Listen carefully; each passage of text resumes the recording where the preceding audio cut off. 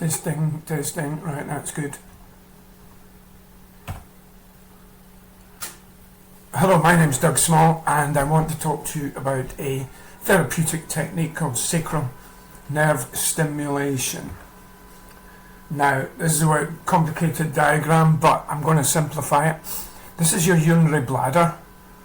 It fills up to about half a litre. At socially appropriate times, you void your urinary bladder through the urethra.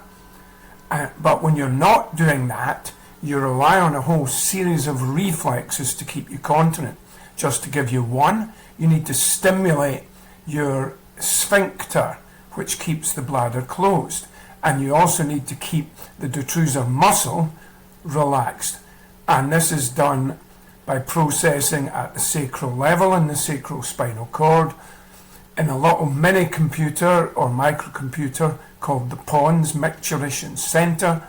And of course, as we all know, there's control from voluntary choice in the frontal part of the brain.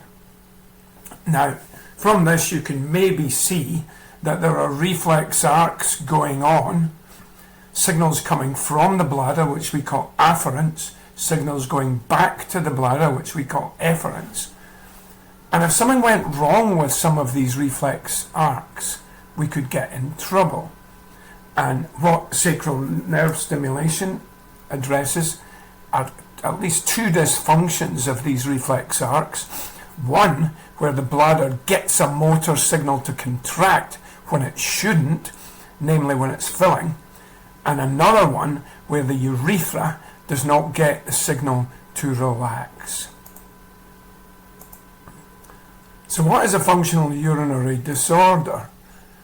So I'm going to talk about just the two I just mentioned. One where the detrusor doesn't contract. These are urodynamic traces. We get pressure catheters into the bladder, and this is what we call the detrusor pressure. And this says MC Miction command. So the patient has been told they may void. They've got a full bladder and they know it's full, and no pressure rise takes place in the bladder, and these patients cannot void. And it's often called Fowler syndrome, after a neurologist called Claire Fowler from London. The complete opposite situation, the patient is now filling, there's no Miction command up here, and the detrusor pressure is in these phasic contractions, and these can produce two things. One, frequency and urgency of urination, socially very disappointing, but also incontinence. That pressure may be sufficient that the patient cannot control it with their urinary sphincters. So what does this mean for patients? Well, neither of these is life-threatening, but they produce massively significant quality of life issues and considerable cost here in the UK to the NHS. They produce, as I've said already, symptoms of frequency and urgency, incontinence. They can produce infections in the case of Fowler syndrome because the bladder's never empty, and of course massive social effects. And having done these clinics for years, I can testify that this can ruin patients' lives. They can't do a simple train journey, they don't want to go to social functions, etc. And so in effect, people's lives become ruled by their bladder. They know every toilet in their daily lives. So what are the conventional treatments before we come on to sacral nerve stimulation? Well, there's medication. Now, this is only for the overactive detrusor. There is no other treatment for Fowler syndrome apart from sacral nerve stimulation. The problem with medication, and there are 2 or 3 useful medications. One is side effects. These are rather blunt instruments, and the receptors that they hit in the bladder to try and dull the nerve impulses are present in all sorts of other places. Just to give an example, in the mouth.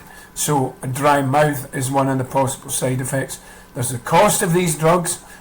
Now you may say, what about the cost of sacral nerve stimulation? But sacral nerve stimulation is a device that we implant, and then the cost is gone for 10 years. And then there's compliance. Various studies have proven that of 100 patients given medication for overactive detrusor, only 50% are still taking it after 1 year.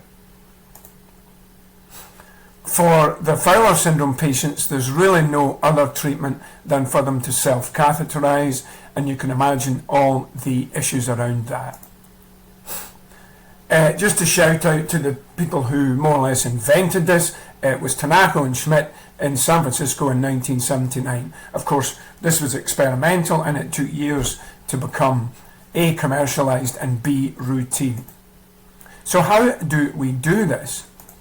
Now, from the fact that it's called sacral nerve stimulation, you will have guessed that we're talking about the sacral portion of the spine and the nerve roots thereof. And in particular, we usually aim for S3. So we go 1, 2, 3. We give the patient a local anaesthetic. We get a needle into that nerve root. We then stimulate it with an electrode. We see if we get a certain response. If we get that response, they go off for a test. So this slide here is just happening before a disposable electrode is implanted, which stays in for 3 weeks.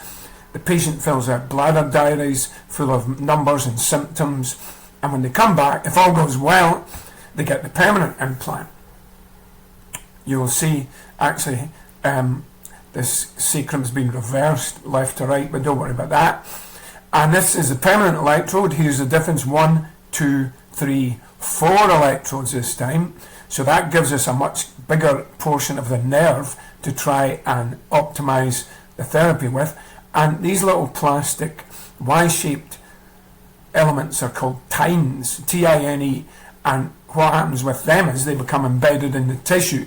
So given that we've got an electrode in the right place, it doesn't move. And the pulse that we give them is very simple. These are the pulse parameters for those of you who quite like this. And if you stuck this in a loudspeaker, you would hear it. It's at 14 Hertz, so it would be quite a low frequency hum. And that's the pulse for both of these disorders. Does it work? Well, this is a busy slide. Don't get too worried about it. I'm going to talk you through it. These are bladder diaries, so the patient is given 10 or 15 of these away per day, one per day. And in the top here we have Fowler syndrome. So these are the people who don't void. So in the baseline column, which is on the left, you will see that their median voided volume is 0. They don't void at all, in other words. And they don't have any leakage because their bladder is completely acontractile. After the test, the median frequency goes up from 0 to 5, so they're voiding 5 times a day, which is not too bad. The median voided volume is 325 mils, and that is not far short of a typical physiological volume, especially for a female who has slightly smaller bladder. Key catheter usage goes from 4 down to 1 every 2 days, and catheter volumes, so when they're draining their bladder, from 400 down to 0.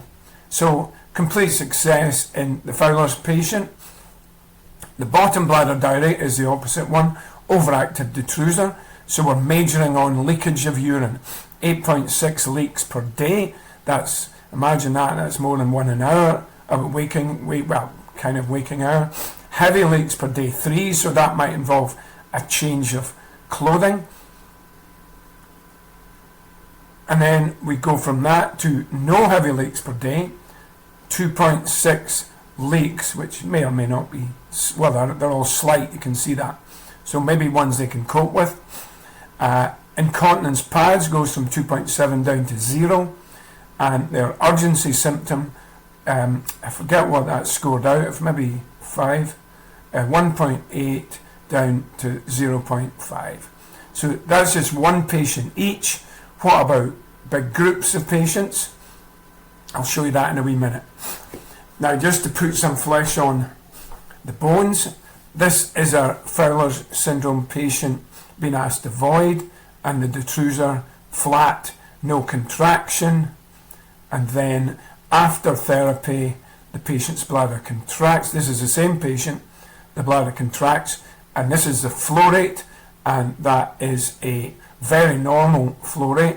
In fact, it would be hypernormal for a man because it's way up near 50 mils per second, but it's a female patient.